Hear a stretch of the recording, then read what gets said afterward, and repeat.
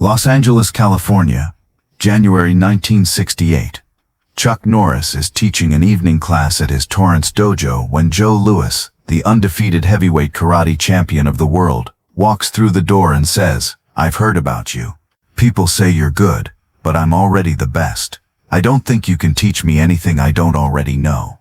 What happens in the next 30 days doesn't just humble the greatest fighter in karate. It transforms him into a legend, proves that being undefeated doesn't mean being complete, and creates a partnership between two champions that changes competitive martial arts forever.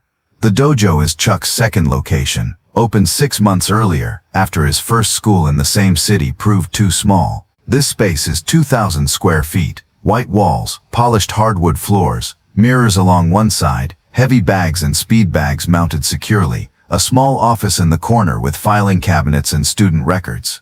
The air carries that particular scent of martial arts schools, canvas mats, leather equipment, liniment oil, and the accumulated sweat of hundreds of training sessions. It's 7 p.m. on a Tuesday, the advanced adult class, 20 students in white G's, brown and black belts, serious practitioners who train 4 to 6 days per week. Chuck is 28 years old, holder of multiple championship titles, owner of 3 successful schools, recognized in martial arts circles as not just an exceptional fighter, but an innovative teacher who synthesizes techniques from multiple styles into practical fighting systems. He's teaching a lesson on timing and distance, demonstrating how small adjustments in footwork can create significant advantages, how controlling range determines who can hit and who can't. His students watch intently, trying movements, asking questions, absorbing knowledge. The door opens. Joe Louis walks in. Everyone turns. Joe Louis is unmistakable, 6 foot, 205 pounds of pure muscle, moving with that particular confidence that comes from never losing, from being so dominant that opponents fear you before the fight begins.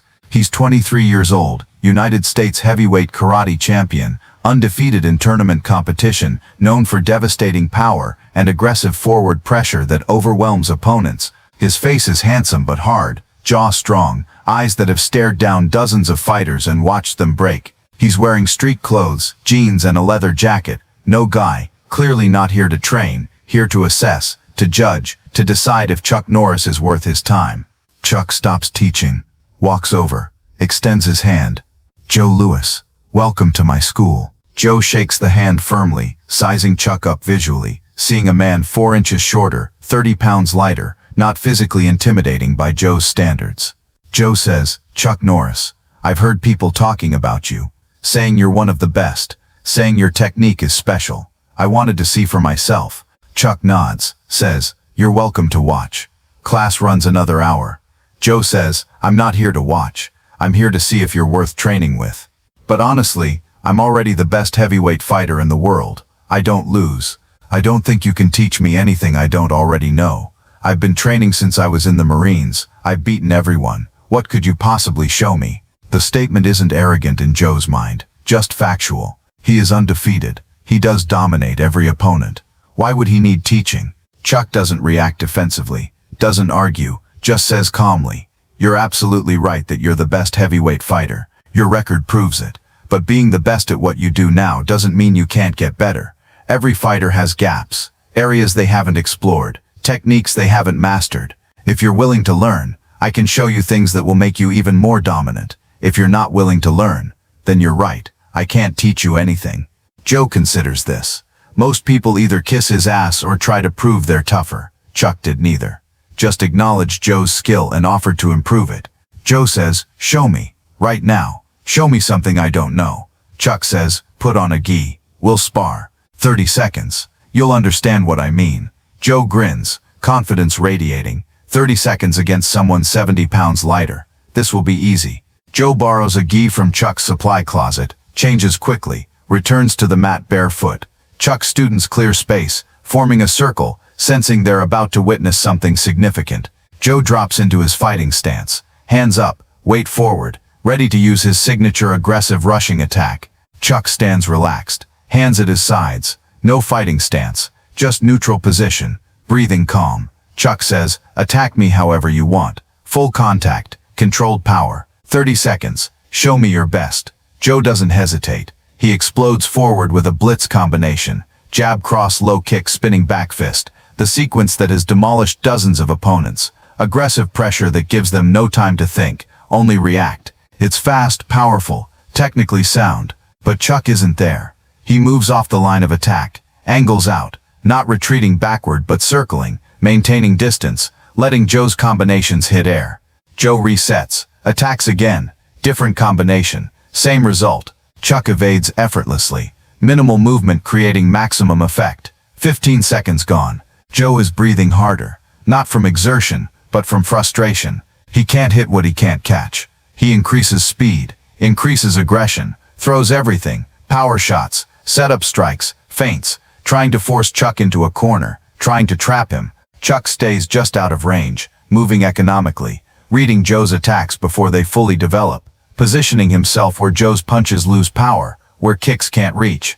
25 seconds. Joe launches one final assault, full power reverse punch, his best technique, the strike that has knocked out multiple opponents. Chuck sidesteps, minimal distance, the punch passes 6 inches from his face. Simultaneously, Chuck's hand rises, taps Joe's temple lightly, controlled, just enough contact to make the point. Joe freezes, realizes Chuck just countered him, could have hit him hard, chose not to. 30 seconds. Chuck steps back, relaxes, says, "That's what I can teach you. You're incredibly fast and powerful, but you attack in straight lines. You rely on forward pressure and overwhelming opponents. Against someone who understands angles and distance, you spend a lot of energy hitting nothing. I can teach you how to control distance better, how to angle your attacks, how to make your power more efficient.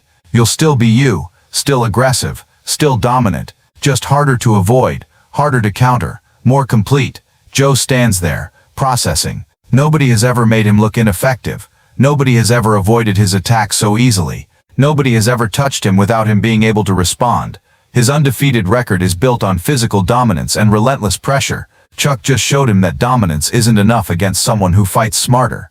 Joe says slowly, "Okay, teach me. I want to learn." For the next 30 days, Joe trains with Chuck 6 days per week, 2 hours per session. Chuck doesn't try to change Joe's style, doesn't ask him to become defensive or cautious. Instead, Chuck enhances what Joe already does well, adding precision to power, adding timing to aggression, adding angles to forward pressure.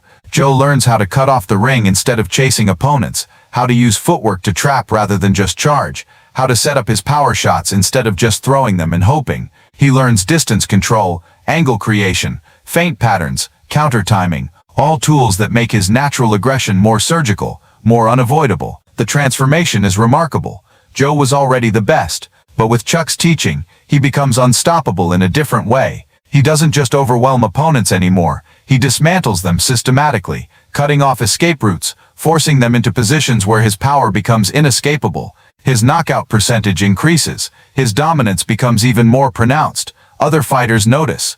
Joe Louis isn't just strong and aggressive anymore, he's technical and tactical, while maintaining all his natural advantages. 3 months after their first meeting, Joe wins another major tournament, but the style is different. Announcers comment on his improved footwork, his better angles, his more efficient movement. After the tournament, reporters ask Joe about the change. Joe says, "I started training with Chuck Norris. He didn't change who I am as a fighter. He made me better at being me. I was already good. Now I'm complete."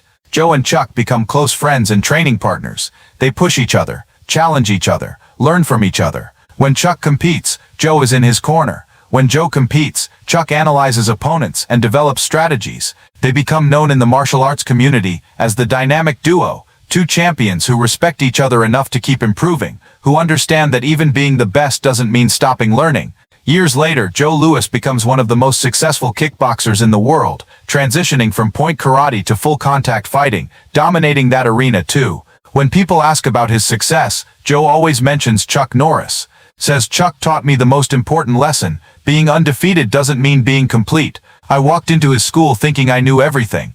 30 seconds later, I realized I knew nothing about half of fighting. Chuck filled those gaps, made me a complete martial artist instead of just a powerful one." In 1974, Joe Louis retires from competition with a record that includes dozens of championships across multiple organizations, never losing a significant fight, recognized as one of the greatest karate fighters in history. At his retirement ceremony, he asks Chuck to present him with a final award.